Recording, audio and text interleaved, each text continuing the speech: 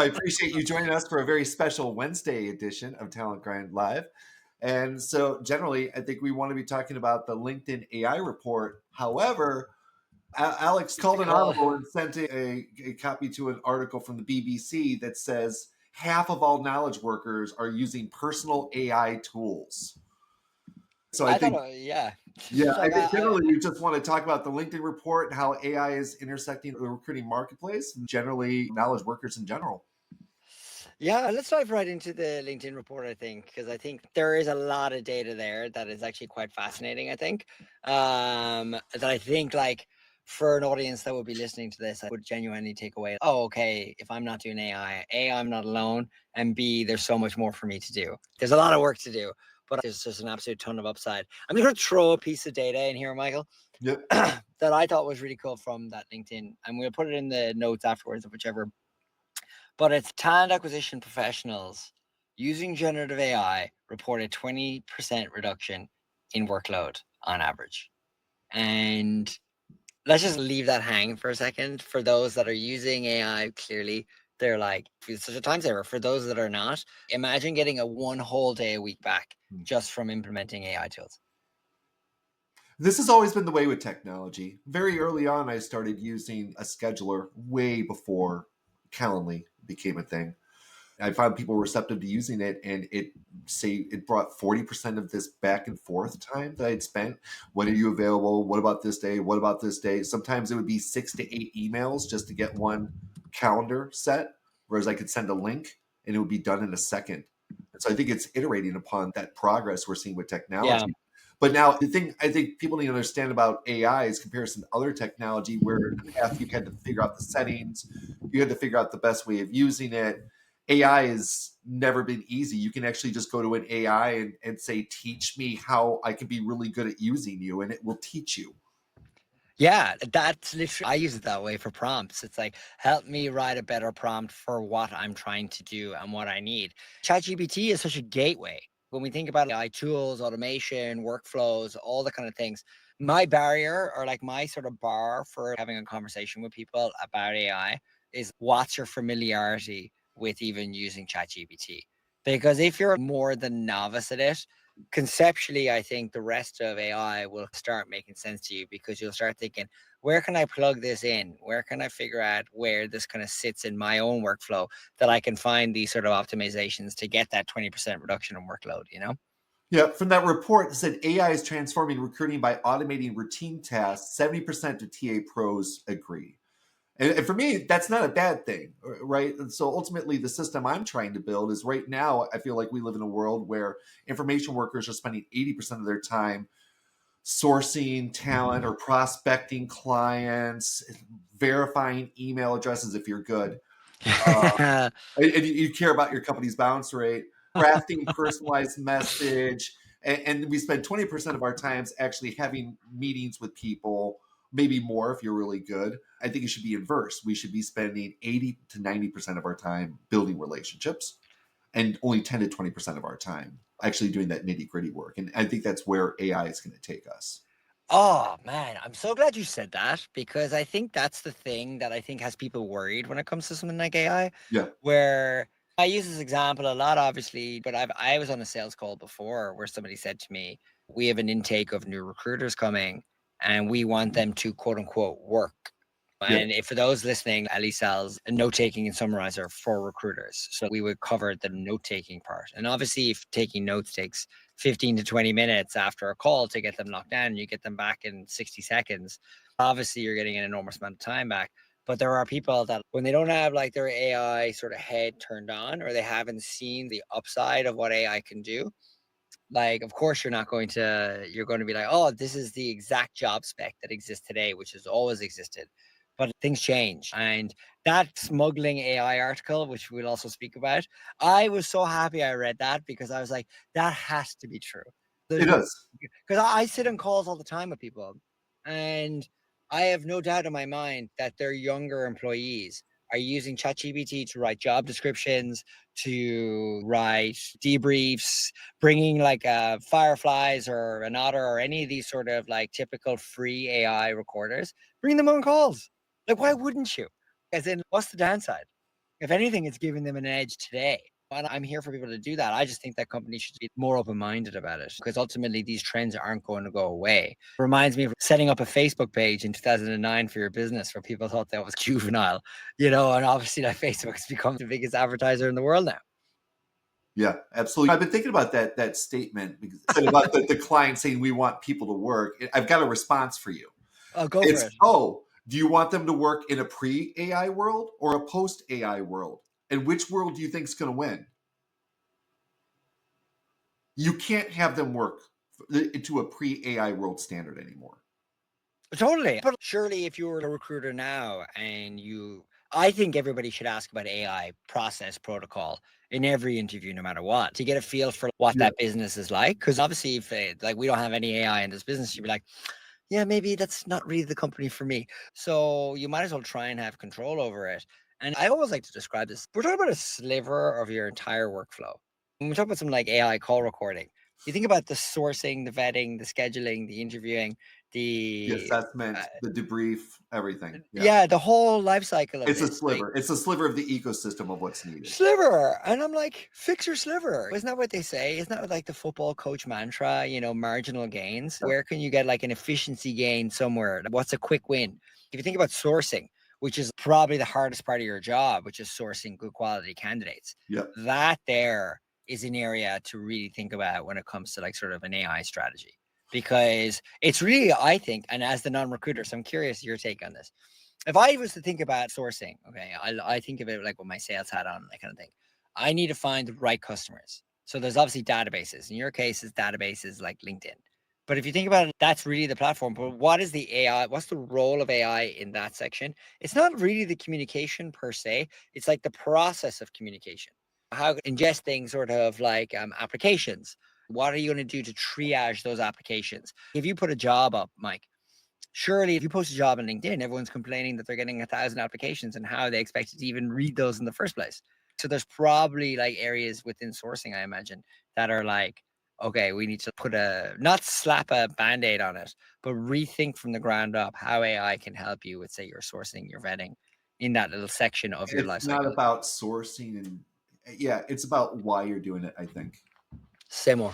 So we got access to OpenAI in 2022 and we started using it in a sandbox. We built in some type of Google sandbox. We built some Python scripts. We started using, I guess, GPT 2.0, I think, for personalization for recruiting outreach.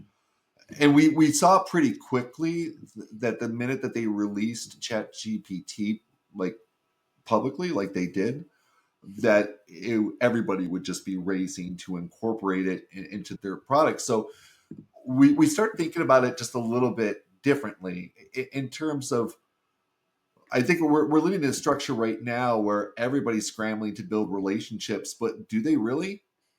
I see a new structure emerging, which is what my services company provides with our platform.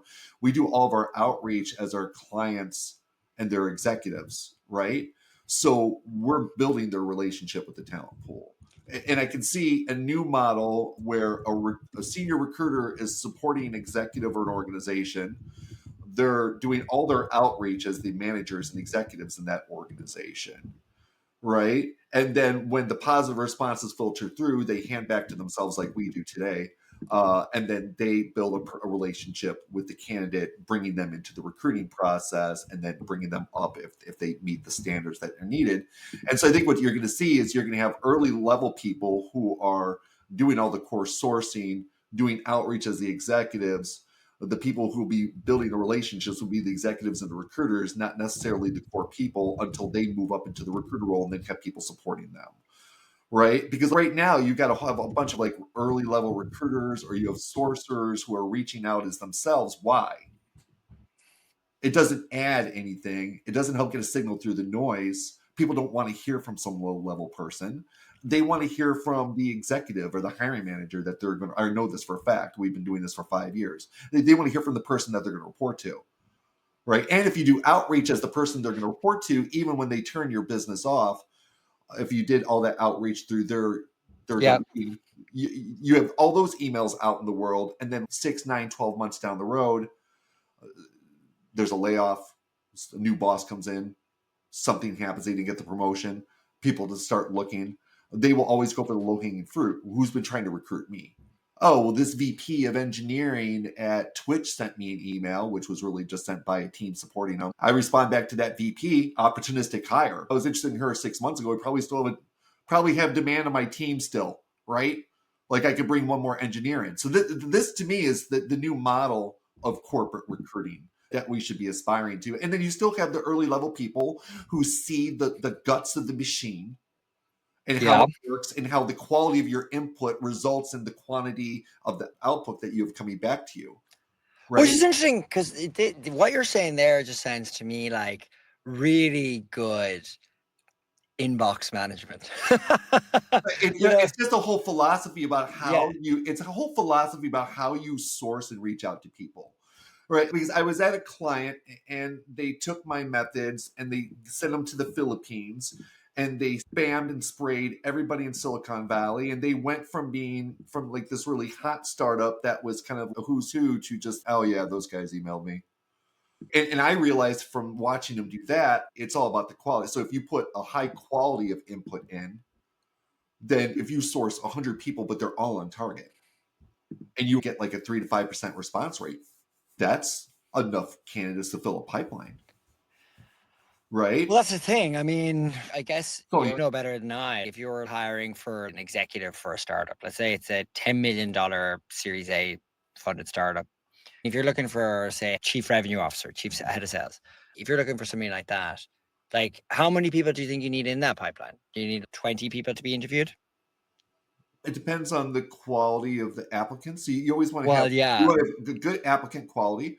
You want to have good source quality, and then you want to have good referrals from the board, from other executives. yeah, So that's kind of the trilogy that any good kind of talent should be looking for. And so obviously you're filtering all the applicants, you're picking the gems out of it, right? The slush pile. But when it comes to sourcing, you want to make sure that every single person you reach out to is right where you're looking for someone to come into the organization. well, You know that what I is mean? key. And I mean, But like, that's that's the game really of it. cards. Yeah. It's garbage in, garbage out, right? I've had people tell me my entire life, well, you can have quality or you can have quantity, but you can't have both. When I was at Bolt, I delivered quality and quantity, right? Because it's the growth techniques that you use, it's the software that you use, it's the methods that you use, and then making sure then that you've got multiple checkpoints doing quality at the top of the funnel so that no matter who responds back to you, they are on target and you can do something with them. And it's Yeah. really not that difficult. It's No, not no, that no, no, no. difficult. It takes time to do that homework, to do that research. The Yeah. question is, if recruiters are listening to this pod, which I hope, or they're listening to Yeah. this live, okay? What are they supposed to take away from that? They're like, do I just rip up everything I need to do today? How do I keep my head afloat, given that there's such a systemic do more with less vibe running across Well, first of all, talent my acquisition platform's today? free. So you can go to teamsource.com. It's still in beta. It's still a little bit rough, but like Reid Hoffman said, if you're not a little bit embarrassed by your first product, you waited too long to ship it. So I would say to people, go check out TeamSource and contact me if you want me to walk you through it. And I could show you how you can do all of your outreach as your hiring managers. You can have your company put an alias onto your work email. You can come in, authenticate with our platform, and then you can start sending emails out as that alias, and the responses come right back into your inbox. It's Yeah, brilliant. that's what I do with sales. Yeah, it's brilliant, right? Because it's those people don't have the time to do the outreach, but they don't mind generally if you're doing the outreach as them. I recommend that you put all your messaging down in a Google Doc and share it with them and get buy-in all the way through the process. Even like the first 2 or 3 rounds of candidates that you reach out to, have the hiring manager review and give you feedback. That's what we do with our services business. But then after that, we've got a beat on what you're looking for, and then we're just handling the top of the funnel for you. Or if you can hire someone globally for $8 to $12 an hour to do all the sourcing work for you, then you can just review and engage and then Yeah. the inbox. So this is still a manual process, right? All of this is going to be outsourced to AI within the next year or two. Which is what's interesting because I was just going to say we haven't really mentioned AI in this sort of process. So I think it's important to recognize that for people as well. It is in a question of just slapping on AI. So we want to use AI for laser eyes. Some little indicator in the Chrome extension, something that's looking at the intake so that you don't have to have the intake open and it's saying, yeah, this person's a fit, green, yellow, red, right? So you can just source more quickly. and review processes, or having the AI go out through your database, find people that you've talked to previously and bring them up front and ask if you want to engage them for this particular role. So I think that's the systems that are going to start to be built. But going into this article you said from the BBC, 50% of knowledge workers using personal AI tools. This is right in alignment with why I built my system the way I did, because there's a shadow IT economy, right? And it's Yes. happened ever since the iPhone came out. And people are bringing their own equipment to work because they want to be more successful, right? They want to get an edge over the people they're working with. They want to move up in their career. They want to be more efficient. I was one of the first 20 to use Hire Tool, which became Hire Easy. And I started sourcing rings around every other recruiter job box. Yeah. Well, I mean, that's the thing. This has been going on for a long time. Sure. It's It's just just going to like, get worse from here. well, I don't know if it's going to get worse. I just No, think it's going to be like worse more for and all more. these companies building enterprise software, I should say. Better for the end user. Yeah, better for the recruiter. If you think about it, Yeah. this is what I'm saying. Anybody that is using an AI tool will give you an edge, especially if your company's not going to roll out a solution for it. There are obviously data security risks. Like one of the things in recruiting that I always find so fascinating is the amount of recruiters I come across that will upload stuff into ChatGPT, like sensitive transcript information. And I'm like, that's technically not a secure place to put your information, and they train the model on the information that comes in when you could be having a high level conversation with somebody, people just downloading a Zoom transcript or something. I find that very fascinating. But if you get past it, like you talk about, say, your email aliases and AI automation and stuff like that. My God, I think about this all the time. I have a system that will ingest a lead that comes into the website. It will then basically run through a different table on a tool I call Clay. And it will basically say, is this person a recruiter? Yes, no. Are they a recruiter? Okay, great. Then pipe them into this little campaign over here. Okay, this is on their LinkedIn. This is on their Twitter. This is latest press releases about this person in the last 12 months. Do we want to acknowledge it? Are they regular posters on LinkedIn? If they are regular posters, then acknowledge the little post and away you go. And then you'll get a message from me that's timely, but also there's research done there. You know what I mean? And look, whether or not one feels like, oh, that's so impersonal that you didn't actually send me that email. I'm like, no, but I built a system so that I can react to your interest. I No don't know if one, it's impersonal as much as it's yeah, enabling to me. is I which think to the you? point should be to enable 100 to 1,000 times the opportunity that people have today. Thank you. Yes. If somebody is displaying intent or interest, don't you want to be able to capture that and offer value back to them? It's the same for sales as it is for recruiting. Yeah. If somebody comes to a job page, if somebody goes onto your greenhouse page on your website, they're not there for shits and giggles. Somebody's there because they're interested, they're doing research. So Yeah. they're either in the middle of the funnel or they're at the very bottom. I need a job right now, or I'm currently looking, I'm interested in opportunities. They're Right. the two kinds of people that you're communicating with. So how do you build a system to respond to one of those two choices? Yeah, it's that sales system would be remarkable for recruiting as well. Usually sales is the tip of the spear, right? Because sales is much more difficult than recruiting. Is a lot more difficult than recruiting, and I was a recruiter Um, for over 25 years, and I've tried to do sales, and sales is really difficult. It's really difficult to distinguish it yourself, to differentiate yourself. I would agree with you, but I think you want to put the marketing kind of diktat. Let's put the right message in front of the right person at the right time. And it's been very hard to do that for years, especially with digital, where it's impossible to know what device somebody's on or where what really anything about them.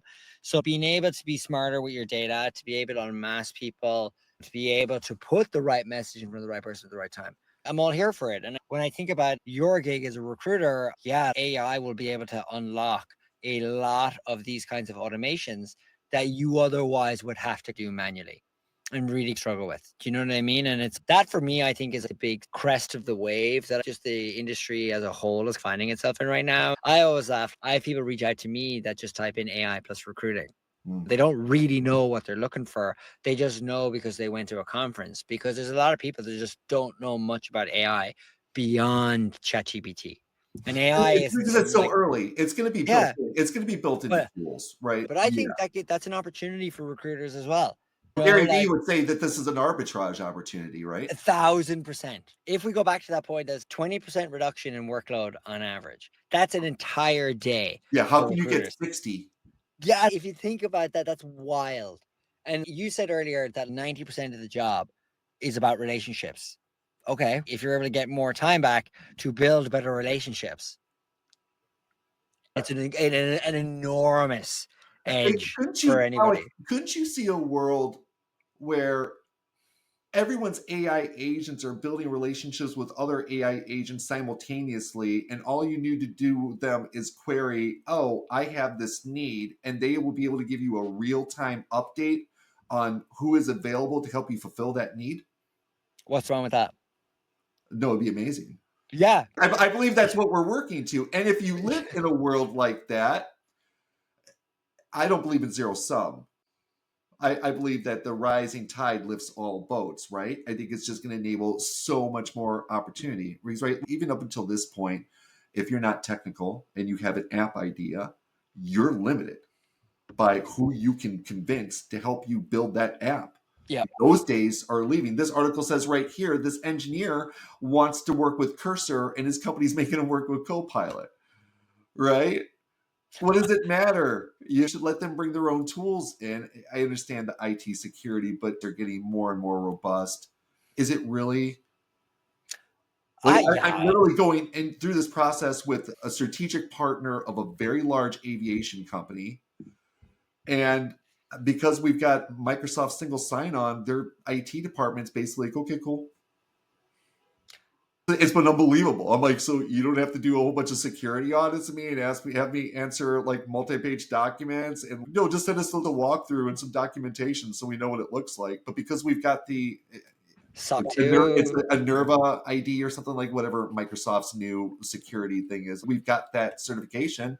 It removes all their hesitation. So now I'm just trying to talk them into giving the aliases to the recruiter so we can send out as the hiring managers instead of him, because that will take us from a 60% throughput to a 90% throughput. So do you think is this like a common thing to message as the hiring manager, or is this like a hack for you?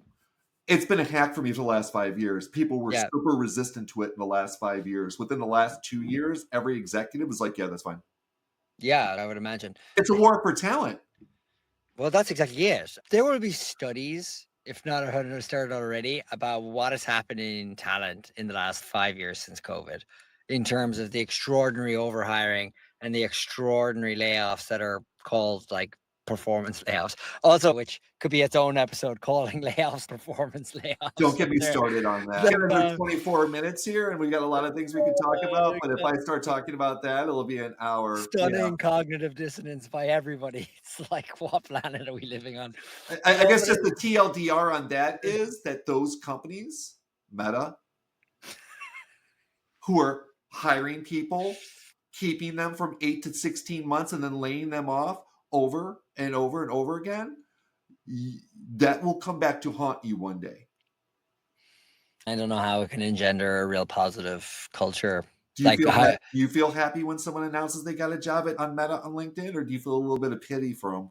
I do. I'm sure the wedge is fine. That's my spicy take, right? You got a job at Meta? I'm sorry. Try to push Yeah, through it and see if something else comes along, like a startup that values you and will give you I psychological mean, safety. I would stress that startups are equally as egregious in this regard. You know what I mean? I think there's like a cultural shift now, in a way. It's coming if it's not here. Yeah, like Gen Z is not dealing with this. totally. Things are changing, right? Like things are changing quite a bit. I Gen don't Z, know. like I wrote some articles about this on Substack, right? It's not ping pong tables and food and trips. It's psychological safety and career frameworks and Yeah. development and the ability to fail, the ability to make a mistake as long as you learn from it. Now, if you make the same mistake 3 times in a row, we got to have a talk, bro. But if you make a mistake, my co-founder has failed in so many projects. I'm sure he'd And I'm love you like, saying well, that. what did you learn from it? Like, what did you learn? How can this make us better? Right?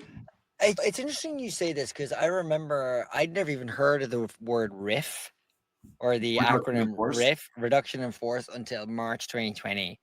And what astounds me now looking back at it, okay, is I remember so vividly speaking to our head of talent, and this was at a tech company in San Francisco, and they was about maybe 180 people, maybe or something, and they could not get rid of people. So they basically used the riff to force the attrition, so to speak, because they couldn't, people wouldn't leave. But there wasn't a culture of firing people, and there wasn't a culture like that, I feel, in San Francisco at all back in the pre-COVID days. I don't remember, except for companies when they literally went bust, that there were these kind of layoffs It's or been people. yeah, it's been a perfect storm. It started with COVID. Yeah. We hired too much during the pandemic, and now we're coming into an austere economic time, and we need to cut. And then that just segued right into AI. And they're like, well, we're Yeah. already cutting. Let's augment everybody with AI and let's just cut until people are screaming that they need help. And Do you then think it we'll start hiring again. do you think it's because we've become remote, so it's become almost like remorseless? You don't have Yeah. a quote unquote physical relationship with somebody. You have a virtual relationship with somebody as a colleague, I should say, rather. And doing this in person is not the same as doing it over Zoom or Yeah. sending an email. You know what I mean? I'm not sure you even did you listen to the New York Times daily podcast today? And I they did had not. it's all about the government layoffs. And they Mm. had all these different people on about, I received an email at 7:05 p.m. and it was about my performance. And it's the cynicism, like how cynical firing has gotten now. Suck it up. There's gonna be a rebound from it as soon as the economy comes back. But is the economy here? I think it's slowly coming back. It's better this year than it was last year. Yeah, I was reading, and I would have to honestly double check my source on this, but in since I saw something on Twitter that it's Series A kind of investment is not happening. So there's so many zombie Series B, C companies that were all funded in 2020, 2021 that basically can't grow anymore, and then they're kind of on life support now. So that's a lot of startups. That's Oh, a lot of there's gonna be some companies as market well. adjustments. If you're not Yeah. following Sam Lesson from Slow Ventures, I definitely recommend you sign up for his newsletter. He sends out a weekly one. He's been saying it forever. AI is wrecking VC. They built a factory system where everybody was making money all the way through it. And now AI is just going to wreck it. AI is going to wreck all these SaaS companies that have been raising money for the last 10 years. Well, I think, It's a race to the bottom now. You've got to differentiate, right? yeah, And if you're you essentially, just if you're a feature and not a platform, you better figure out how you become a platform. Yeah, at the end of the day, all of this chat reminds me of the AI sort of obsession this past 2 years or whatever. Reminds me of when apps were a thing. There was a time when the iPhone ad was literally them showing a race car app to show that the phone could move left to right. How basic is that? Yep. Do you know what I mean? In the sense that now, obviously, the ads are ludicrous, but in the sense that like apps were a thing then, there's an app for that was the line, and it was like, oh, HSBC, you guys don't have an app, you guys are dead. You know what I mean? It's like, whatever, man. I think it'll be the same with something AI. Of course, we're seeing an extraordinary amount of venture capital being pumped into AI. And that does look scary in one sense and also kind of cool on the other. But all this stuff like even out. I did. AI, is it a wrapper around a large Yeah, I like think we'll find out what there'll be a wash, obviously. It's not like let's unleash Skynet here. And I think that's the important thing for recruiters as well. It's not going to take their job. You know what I mean? it'll The take some human, jobs. It'll take some jobs. yeah, but they But would it like maybe if recruiting will become a little bit more exclusive function well, that's instead of this low barrier to entry profession that it started out as. Being a recruiter will be something that you really like you earn a job within entering a marketing organization or you earn a well, job coming into a sales organization through sales. I think you're being too hard on recruiting. Uh, I think recruiting is like sales. It rewards people who are really good at it. You know what I mean? You're comped that way. you're not unless if you work for an agency you are, but if you work internally, you're not comp that Yeah, ability. in the sense that I think like recruiting has a great low barrier to entry, and I think that's awesome that anybody can be a bit of a misfit, not really find themselves and find their career in Sure. recruiting. And I think AI is not going to wipe that away. It's not going to wipe away your God-given gift or your graft or your hard work. What it's going to is just get rid of all the mundane bullshit that like Yeah. basically people have to deal with, and you can continue doing that, or you can get an edge today because it's not going to replace the way you have a relationship with somebody. You talked about AI agents earlier and how exciting that is. If I had a relationship with you, Michael, in a recruiter client sort of perspective, okay, if we had agents talking to each other and ironing out when is the right time for us to communicate, Yeah, as in being able to schedule, make it happen for us to come in at the right time to have the right conversation. What is wrong with that? That, if anything, that's the most efficient thing ever. And I think recruiters, when you think about all the random shit you have to put up with, ATS is not integrating with things, or there's so many low hanging fruit here Undeveloped for, processes. oh my God, you could have such an edge. I keep using the phrase edge because there's no edge left in marketing. There's literally none. If you wanted to do growth marketing now, it's all on LinkedIn. You can just literally watch videos and you'll get it. There's so much content created, and you don't have to be in the top 0.1%. You just have to be in the top 1%. There's a lot of room up there. And I think in recruiting, that hasn't happened in recruiting yet. So there's just so much opportunity to be in the top Which goes 1%. back to your point that recruiters are only seeing a 20%. There's so much more time that they But can make back. there's so much more time, and going back to what we said last week, if we have 10,000 more 1,000-person companies as opposed to 1,000 more 100,000-person companies, right? It was my favorite thing you said last week. By far my favorite thing. I was Yeah, like, I think that inside. everybody who's afraid of AI or thinking, how is AI going to negatively affect me as a recruiter? I would welcome you to step into my life. The last 2 years have been hard, but not as hard as it would have been if I was full time someplace or a contractor. It's offered me so much more stability being able to service multiple companies simultaneously.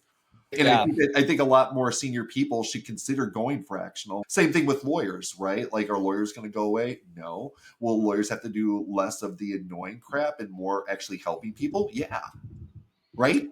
Yeah, but they're getting disrupted as well. I don't know if I would take advice from an AI over taking advice from a lawyer who's talking to an AI.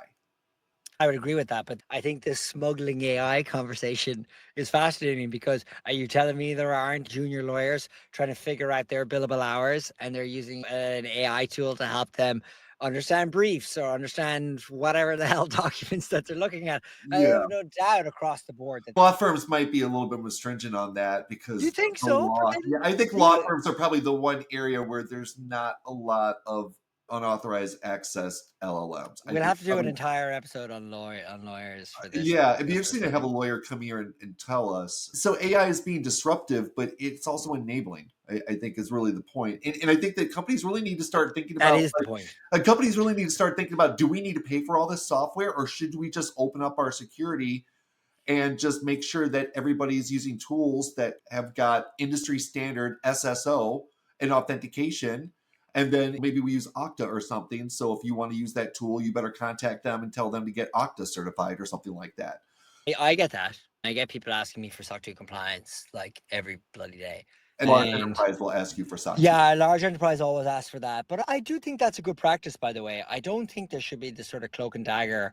I'm using this and this is me squirreled away in my corner. I think this could have benefit. Can I just get sign off on this tool?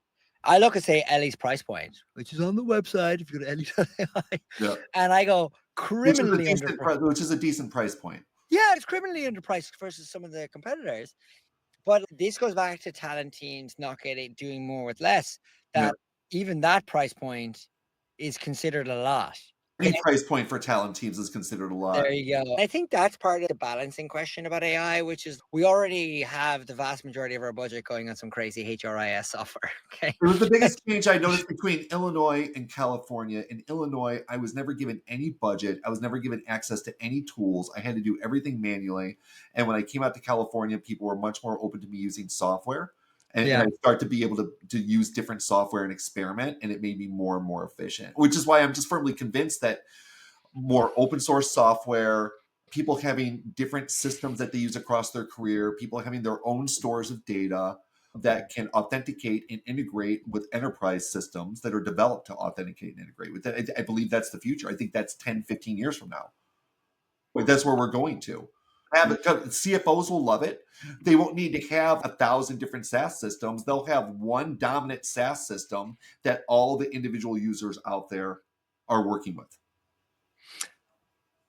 I would agree with that. I also think that like micro SaaS will probably be for a lot of That companies. dominant system will work with all the different micro Yeah, SaaS and all I okay. 1,000%. I think there'll be like some type of strategic hub slash brain That is where, and that could be a database. That could be kind of anything. It could be an ATS in this conversation, or it can be like an actual. It's your CRM. It's how you're bringing information in. Yeah, It's the AI agent that's going through all of your information.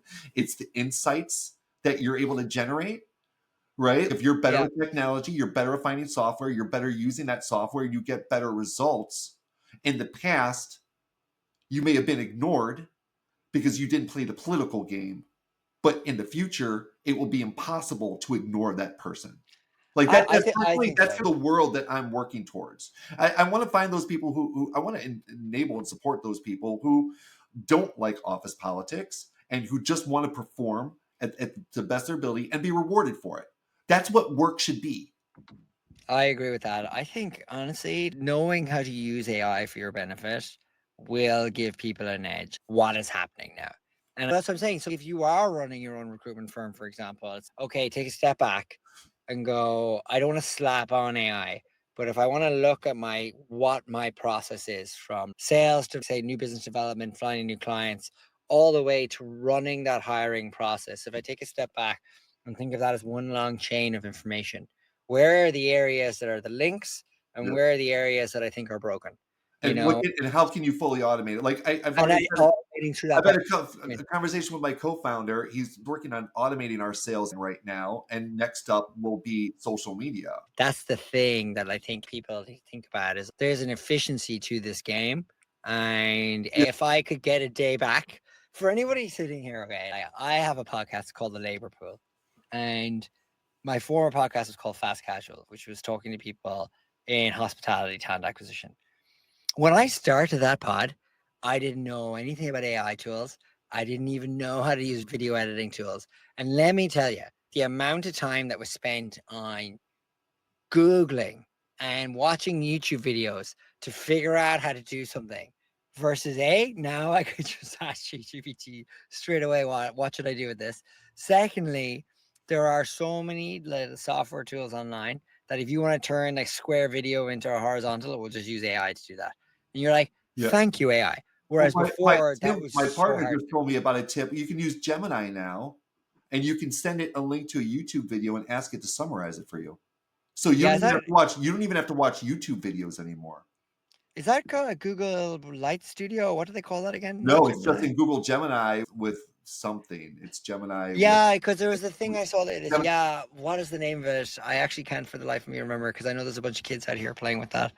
But I think like ultimately we've had a good conversation here about AI and in talent. And I yeah, think like 2.0 flash thinking experimental with apps, reasoning oh, across YouTube, maps, and search. yeah, it's a shame they just don't advertise that stuff. I have a bone to pick with those guys. I think honestly, like what the key takeaway here is anybody can get started. Never You been a can better time. never been a better time. Like you can quote unquote smuggle the AI into your workplace. The tools are there. Identify the areas that you're actually, oh my God, this is such anything that you say is a pain in the ass. That's a good place to start. And be like, there's probably an AI tool for that to literally help you. And there's probably an AI tool specifically built for a recruiter, not just as a sort of holistic kind of tool. They might just be specific ones for recruiters. And if paying 20, 40 bucks a month isn't value, if you're getting a day back to do what Mike says is like the most important thing, which is building and nurturing your relationships with people, then I don't know what to say to recruiters. Do you know what I mean? Because if you can get a day back a week to spend more time communicating with them and building relationship, my God, that's such a value add for 20 bucks a Yeah. month or 40 bucks a The, month, the unlock, whatever. going back to that LinkedIn report, just to summarize and wrapped up, they said that skill-based hiring is gaining momentum. 93% of TA pros emphasize that importance. AI tools enable better quality of hire measurement. 61% believe in this capability. We're on the verge of a whole new world where there'll be a lot more businesses and there'll be a lot more longevity. This period we've all grown up with where you only work at a company for 1 to 3 years, that may be an anachronism. We may get back to people working for companies for 20 or 30 years again, but it will be with the right company that fits their cultural values, their interests, their passion, and with people that they can feel aligned and passionate with. And it'll just transform everything. People will be happier with work. If there's not a better way to end an episode than that, I don't know what it Yeah, is, but isn't that what you want? Just people who that's the feel goal. So don't be afraid of AI. don't be Embrace afraid. AI. learn from AI, and join us It'll back augment here you. again next Tuesday, not Wednesday. We'll be here next Tuesday for our regularly scheduled time. Alex, always a wonderful time to talk. Uh, Thank you all for joining Talent Grind Live, and have a great day. Thanks, Alex. you're a legend. Bye. Bye.